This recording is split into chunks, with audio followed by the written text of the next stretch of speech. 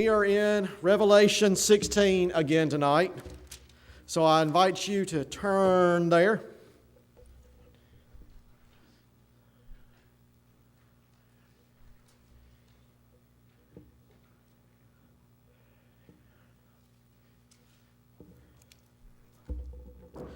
Revelation 16, we're going to start with verse 12 tonight. And I'm going to go ahead and tell you up front, we're not going to get very far tonight because there's a lot of stuff going on in this chapter. But starting in verse 12. And the sixth angel poured out his vial upon the great river Euphrates, and the water thereof was dried up, that the way of the kings of the east may be prepared. What is this punishment? What is God doing in this punishment? He dries up the river. How many times in the past has God used His power over water to demonstrate to people how great and majestic He is? Many. Let's take a look at this right quick. I handed out a whole bunch of pieces of paper with Bible references tonight. Who has Exodus 14:21? Miss Peggy, would you read that for us?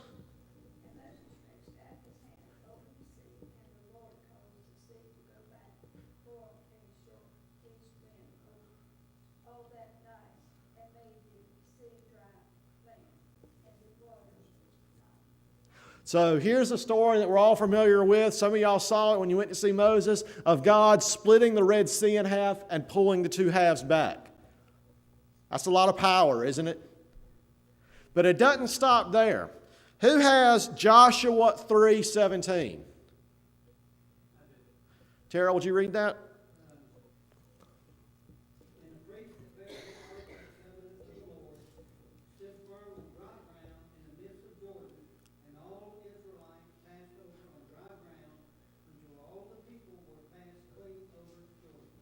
So here the Israelites, the ones that have survived the desert, which ain't that many, yet again, God brings them out of Egypt by opening up the sea and bringing them through. Right before they go into the promised land, He splits the river Jordan in two, and they walk across the river Jordan on dry land.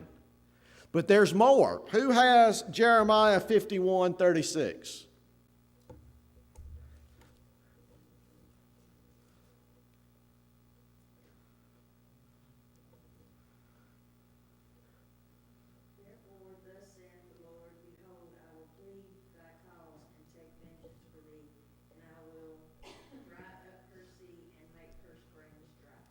I will dry up her sea and make her springs dry. We talked about this last week. How does God punish those who have been so bad to the faithful? Contaminates the water. The sun is scorching them, they're thirsty, and there's only one thing to drink, and that's water that is like blood. God dries up the water. He splits the water, He dries up, but there's even more. Who has Zechariah 10:11?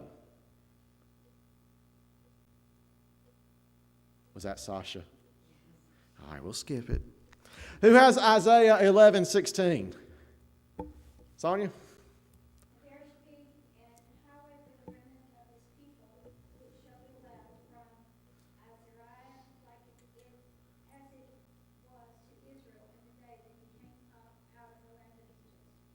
Okay, remembering how He came up out of the land of Egypt. Just another reference to the opening and the splitting of the Red Sea. Is it safe to say from all of these Old Testament passages that God shows His power and majesty by dividing the waters? Did you know that this also happened outside of the Bible?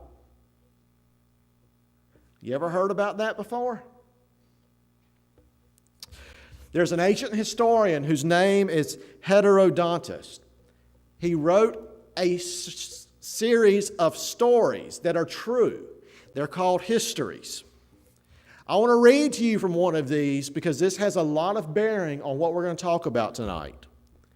Herodotus in Histories 189 through 191 says, Cyrus on his way to Babylon came to the banks of the Ganges. When Cyrus reached the stream which could only be passed in boats, one of the sacred white horses accompanying his march, full of spirit and high mettle, walked into the water and tried to cross by himself. But the current seized him, swept him along with it, and drowned him in the depths. Cyrus, enraged at the insolence of the river, threatened so to break its strength that in future even women should cross it easily without wetting their knees. Accordingly, he put off for a time his attack on Babylon and divided his army into two parts. He marked out by ropes 180 trenches on each side of the Ganges, leading off from it in all directions. And setting his army to dig, some on one side of the river and some on the other, he accomplished his threat by the aid of so great a number of bands. Cyrus, the great military general, when he laid siege to Babylon, diverted an entire river. Now, Heterodotus refers to this river as the Ganges. Do you know what river this is that we refer to now? The Euphrates River. What does verse 12 say? And the sixth angel poured out his vial upon the great river Euphrates, and the water thereof was dried up. King Cyrus wanted to capture Babylon. Babylon had a lot of great defenses. It had walls, it had serious defensive work. But one side was protected only by the Euphrates River. The Babylonians figured that no one would be able to cross that river in such force that they would be able to attack from that side. And for the most part, they were right. No great army could cross that river because the river was so deep and so swift. But Cyrus decides to change the course of the river. And after his men dig all these trenches, the ground is so dry that army horses, that cavalry in full battle gear and Cyrus's army are able to charge across this dry plain to attack Babylon. This only happened a couple of hundred years before Jesus. Is it kind of eerie how close that resembles to what John is talking about here? I don't want to leave this point yet because there's something else I want you to see. We have spoken about how Rome was such a great power at this time, right? Rome was the controller basically of the world. But there was one tribe of people that continued to give the Romans problems, and there's one tribe of people that stood as a military threat to the Romans. Does anybody remember who they are when we talked about them? Okay, I'm going to give you that because I just realized we've been talking about Revelation for a long time, haven't we? I don't even remember when we started. It's gone on a lot longer than I thought it would. The only military power that gave great threat to Rome was called the Parthenons. We've spoken of them before because the Parthenons were very accomplished cavalry soldiers. They did all of their fighting on the backs of horses. Anybody want to take a wild guess where the Parthians lived? Right on the other side of the Euphrates River. So when John says in this verse that God is going to dry up the Euphrates River and let a vast army come in to attack, these are not idle words. That would be like God saying today that He's going to dry up the Atlantic Ocean so that anyone who wants to walk across and invade America can do it. When John wrote this and the people read it, this was not some idle threat. This was a fear that they lived with, that this great army would figure out somehow a way to cross the river and come and attack them. I'm grateful the Atlantic Ocean is where it is, aren't you? Keeps a lot of things that we don't want away from us. Imagine what it would be like if all those people that wanted to hurt us could just walk over here. We'll go on. Verse 13. And I saw 3 unclean spirits like frogs come out of the mouth of the dragon, and out of the mouth of the beast, and out of the mouth of the false prophet.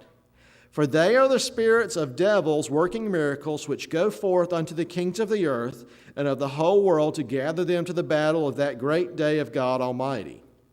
Behold, I come as a thief. Blessed is he that watcheth and keepeth his garments, lest he walk naked and they see his shame.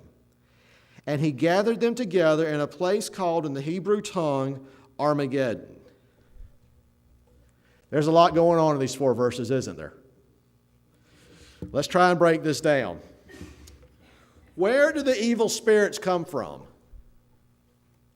Where does Scripture say these 3 evil spirits come from?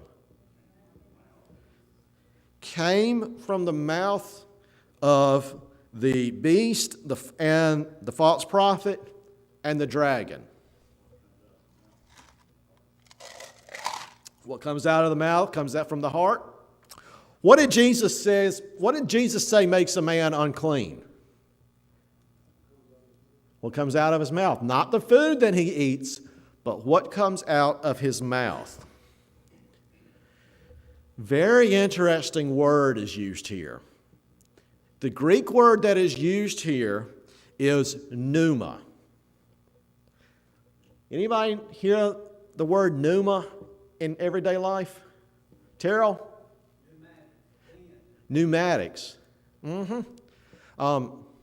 Scarlett, what kind of disease is it that pneuma that affects the chest and sounds like a cold? Pneumonia. The Greek word pneuma, it can have a bunch of meanings, but 2 meanings here are very telling. It can mean spirit and it can mean breath. The same word could mean the air that comes out of you and the spirit that lives within you. Now think about that. And I saw 3 unclean spirits like frogs come out of the mouth of the dragon. Are these 3 unclean spirits? Is it just necessarily a physical thing that's coming out of them?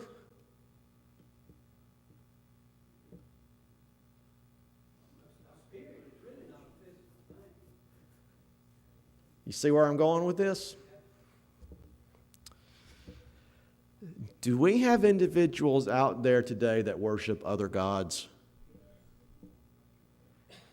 Do these same individuals try to encourage us to worship false gods?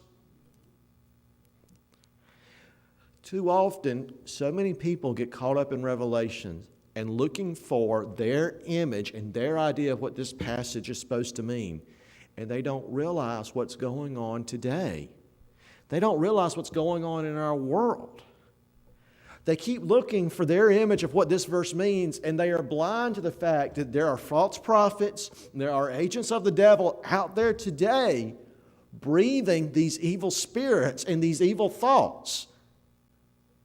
And they're breathing them towards us. How many times in a day are you encouraged to blaspheme God in some way or another? You laughing, Linda?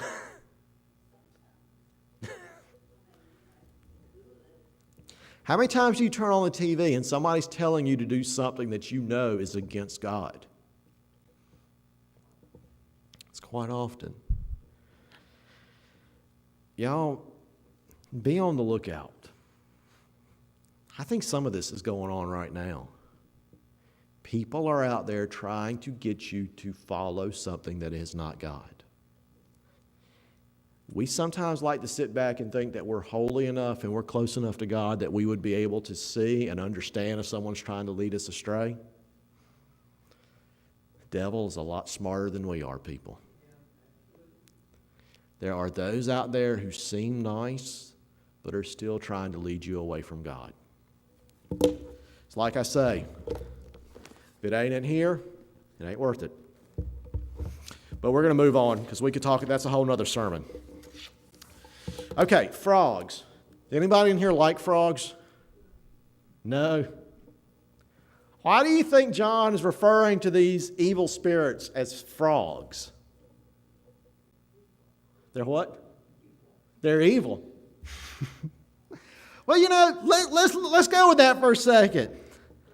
Frogs can be seen as kind of evil. Who has Exodus 8, 5 through 11? Would you read that for us, Steve?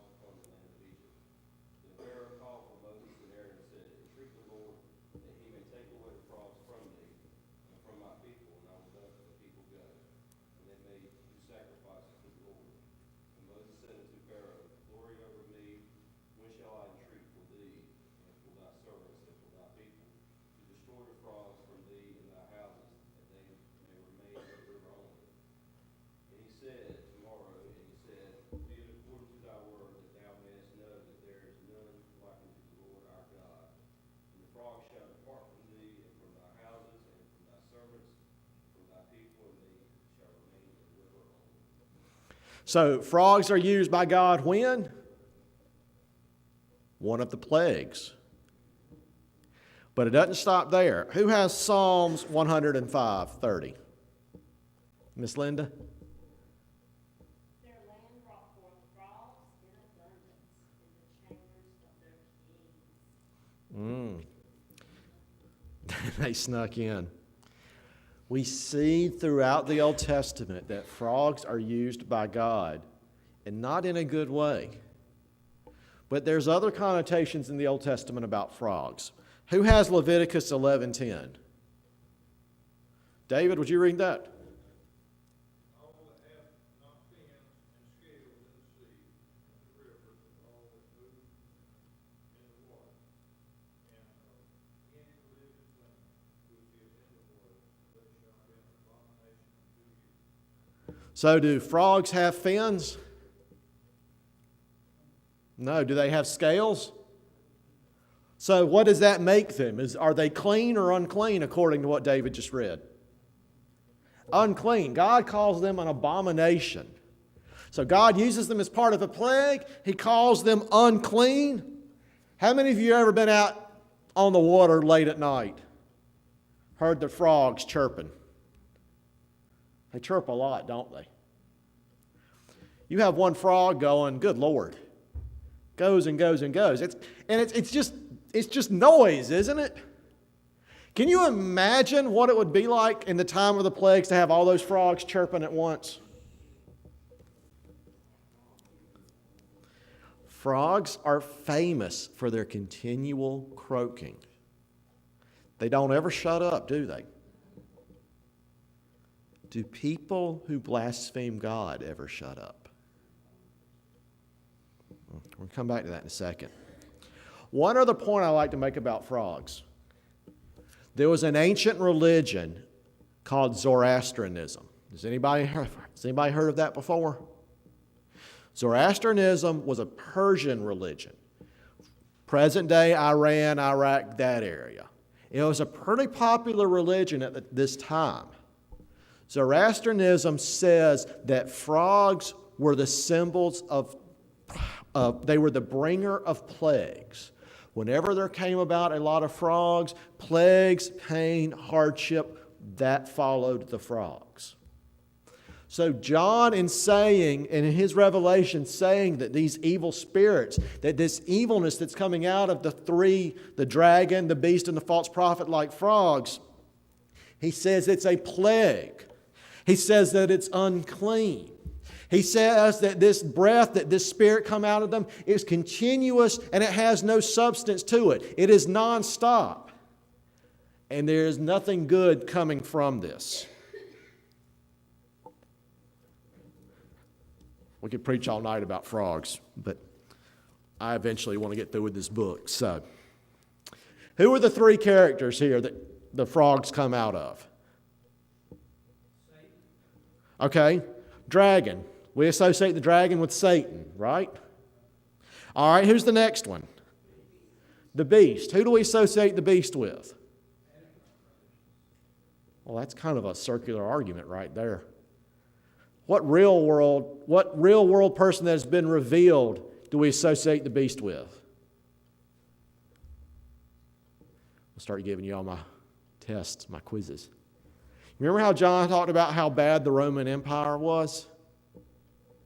A lot of scholars associate the beast with the Roman Empire, the government in charge that was trying to lead its people away from God to false gods. Remember we talked about emperor worship and things like that?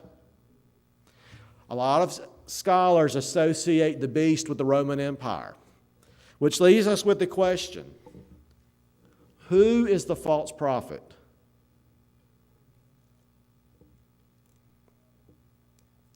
Have we talked about him yet? Have we? Y'all are quiet tonight. False prophets have been spoken of all throughout history. But we really haven't dealt with him in the book of Revelation yet. Who has Deuteronomy chapter 13?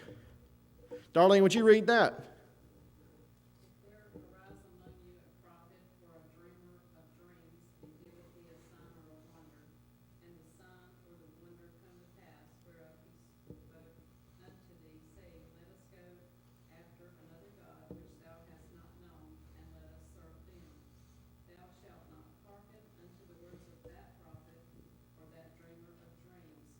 For the Lord your God proveth you to know whether ye love the Lord your God with all your heart and with all your soul. Ye shall walk after the Lord your God, and fear him, and keep his commandments, and obey his voice, and ye shall serve him, and cleave unto him. And that prophet or that dreamer of dreams shall be put to death, because he hath spoken to turn you away from the Lord your God, which brought you out of the land of Egypt, and redeemed you out of the house of bondage, to thrust thee out of the way which the Lord thy God commanded thee to walk in. So shalt thou put the evil away from the midst of thee. All right, here we are in the book of Deuteronomy getting a long and detailed list about false prophets and what should be done with false prophets. But it doesn't stop there. Who has Mark 13? For false Christs and false prophets shall rise, and shall show signs and wonders, to seduce, if it were possible, even the elect. Who's saying that? What color is it? It's red, Jesus. Even Jesus himself warned about false prophets. So it comes back to the question. We've been warned by Moses in his books of the law about false prophets. Jesus himself warns us that there will be false prophets that come. Who is this false prophet that we speak of here? Lee?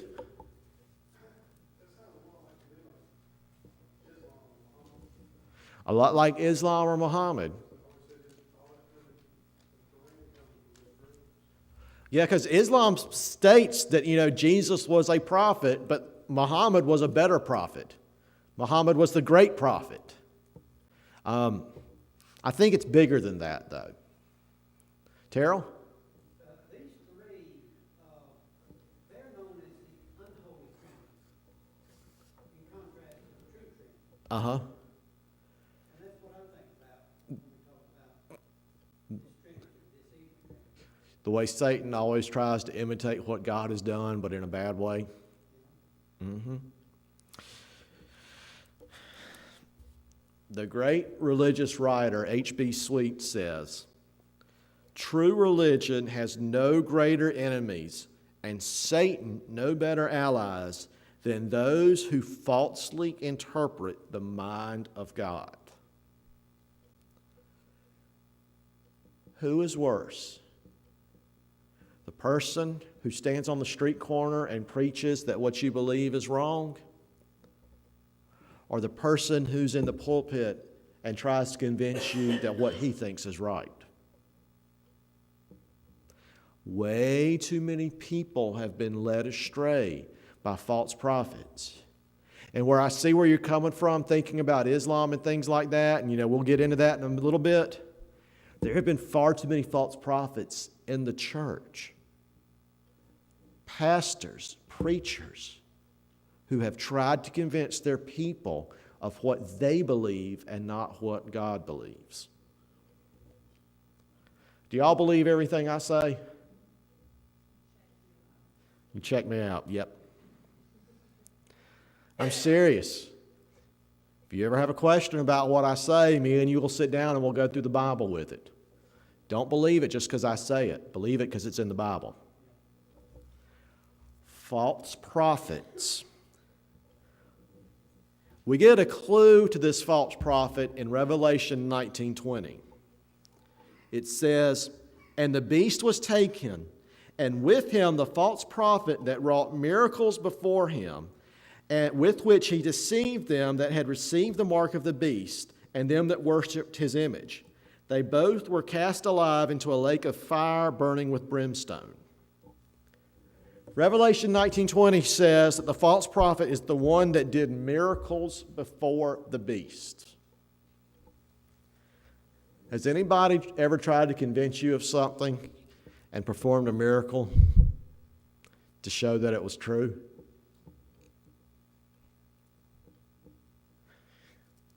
Probably haven't seen somebody trying to convince you of something and they go out and walk on the water or jump up in the air and fly, have you? Haven't seen that. Do you remember a couple months ago how I said that many of the ancient priests in the shrines had magic tricks that appeared to be miracles that they would use to convince their followers that the gods were listening to them? You remember how we talked about how they had trapdoors built into their idols so that when you lit a fire in front of the idol, the smoke would go up through the idol and come out the idol's nose? These miracles may be something of what John is speaking of here. People will go out there today and use everything within their power to convince you that God is not real. How many scientists have spent their lives trying to scientifically prove what God has done? How many of our schools teach that what we believe God said He did didn't happen because God said it, but happened because nature did it? Do you see where I'm going with this? William Barclay says, "A man who tries to introduce the worship of other gods, a man who tries to make men compromise with the state or with the world, a man who tries to seduce other men from the exclusive worship of God is always a false prophet." Anyone who tries to tell you that it's not God, but science. Anyone who tries to tell you that it's not God, but nature. Anyone who tries to tell you that it's not God, but it's man. Who is that person? It's a false prophet because they are trying to lead you away from God.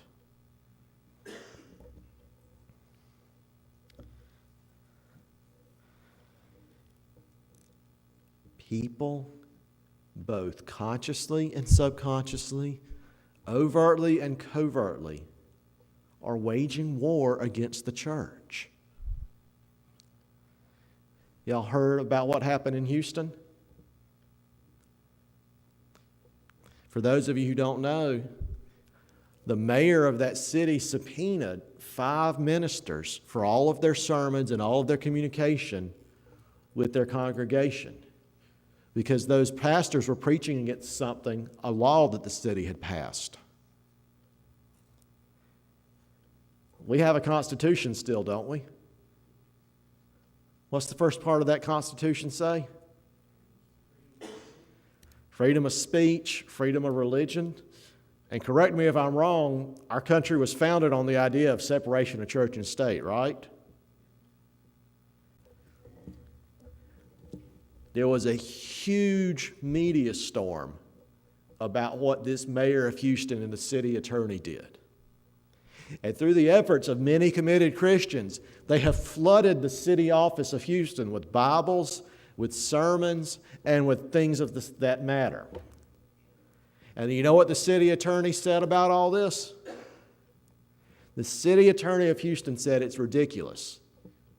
We shouldn't get so upset because we subpoenaed these pastors.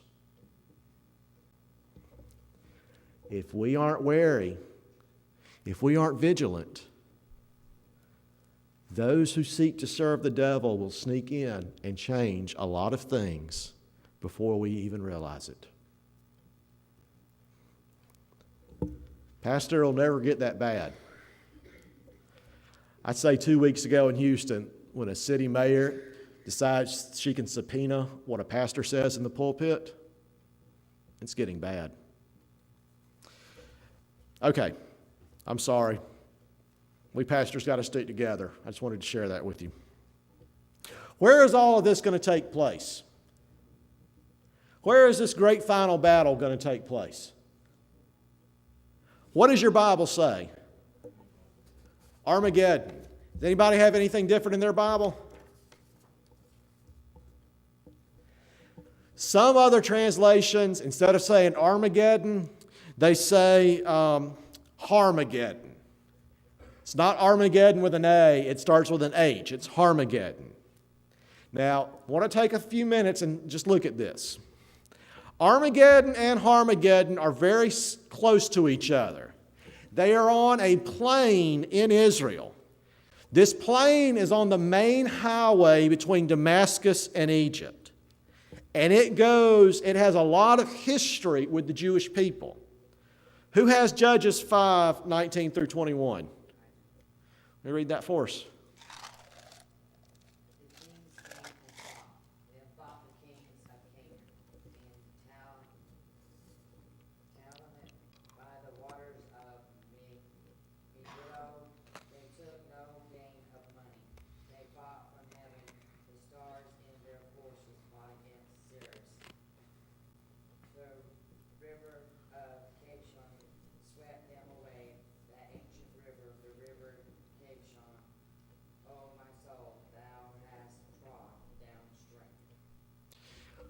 Great battle is fought here. You remember Deborah and Barak from the Old Testament? That is this battle that's happening here. Yeah, I meant to put this up on the computer, but I forgot. What are those nuts that we eat around here that squirrels love? No, we make pies out of it. They're really sweet. Oh, you did it. What is it? Pecans, pecans, what is it? Pecans, pecans?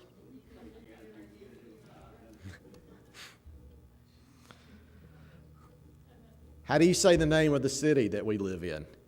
That's right here. Charlie was here, he'd say that it's pronounced Vass. That's how his GPS pronounces it. One of the issues that we run into when we translate the Bible is that sometimes place names don't carry over the same. They're not pronounced the same, they're not spelled the same. We're running into this issue when we talk about Armageddon or Harmageddon. Armageddon is a city. Harmageddon is a mountain. Now, as Mac has been really fond of saying lately, potato, potato, it really doesn't make that much difference. Armageddon is a city, Harmageddon is a mountain. This is all contained in the plain of Megiddo. This plain, like we read about, is where a lot of battles have been fought. All throughout Jewish history, battles have been fought here. Barak and Deborah fought a battle here. Uzziah the king dies in a battle in this plain. Good King Josiah dies in a battle on this plain. Who has Zechariah 12:11? Read that for us, please, sir.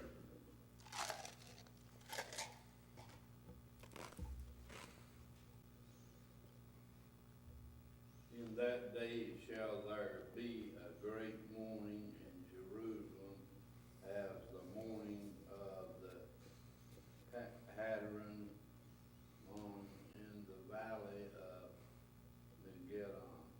In the valley of Megiddon. That's what we're talking about here. Great mourning. Great mourning in the valley.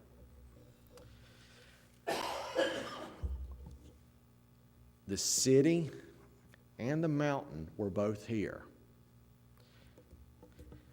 Extra credit question. Anybody know where the Greek gods lived?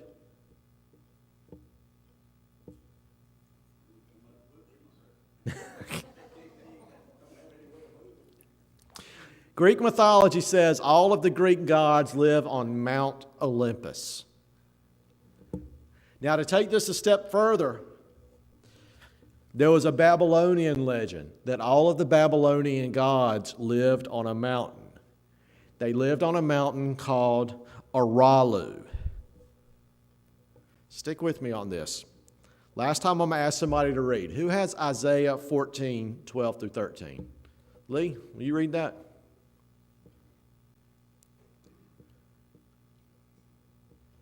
How art thou fallen from heaven, O Lucifer, son of the morning? How art thou cut down to the ground, which weakened the nations? For thou hast said in thine heart, I will ascend into heaven, I will exalt my throne above the stars of God. I will sit also upon the mount of the congregation beside the Lord. How far have thou fallen, Lucifer? Who have we talked about Lucifer being? The devil, the dragon. And what does this passage say that he wanted to do? To be above God, to set his throne on the mountain of congregation. Anybody want to take a wild guess where that mountain is?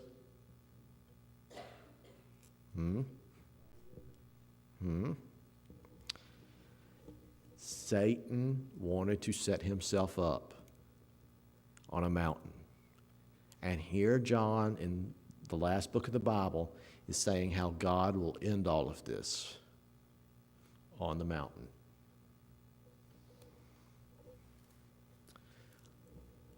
It's not going to be too long before Satan and all his friends are cast down into the pits. Y'all, we only covered a few verses tonight, but there was a lot in this. What I want you to walk away with tonight is this. We think we will know when the beast, when the dragon, and when the false prophets come. My question to you tonight is, how do we know they're not already here?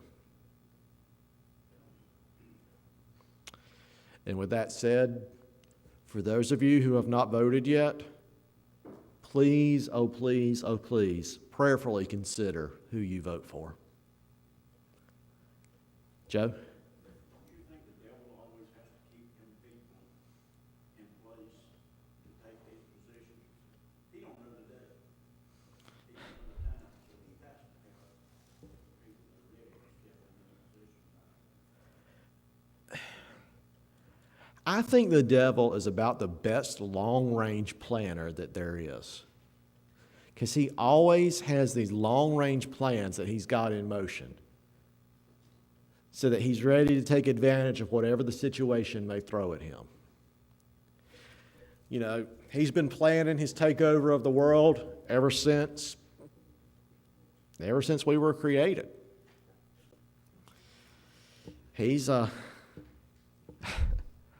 I told you about the mid-century priest, didn't I? Back in the Middle Ages, priests used to like to brag that they were smarter than the devil and they could trick the devil into doing things. And I think that's the most dangerous thing, one of the most dangerous things ever come out of a priest's mouth. The devil is smart. The devil's a lot smarter than you, and he's a lot smarter than me. Yeah. Lee?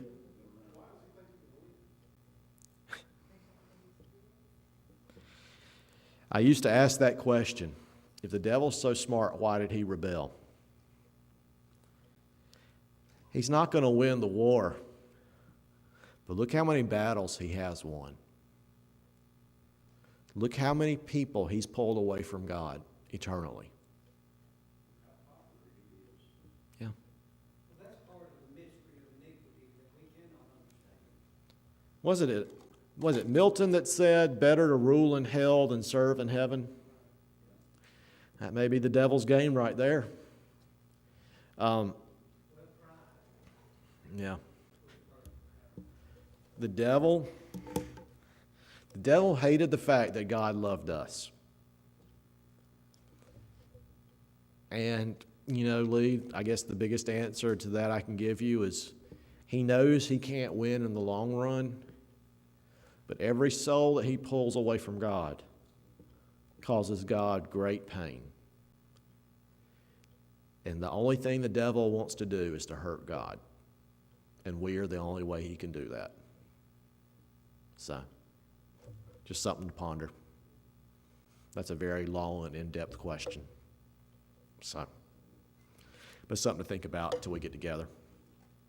Anybody else? Thoughts, comments? My goal is by 2015 to be through this book.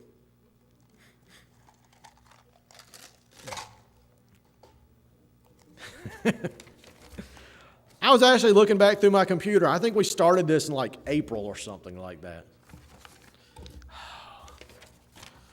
We get done with this, y'all better go out there and start teaching Bible classes on this or something.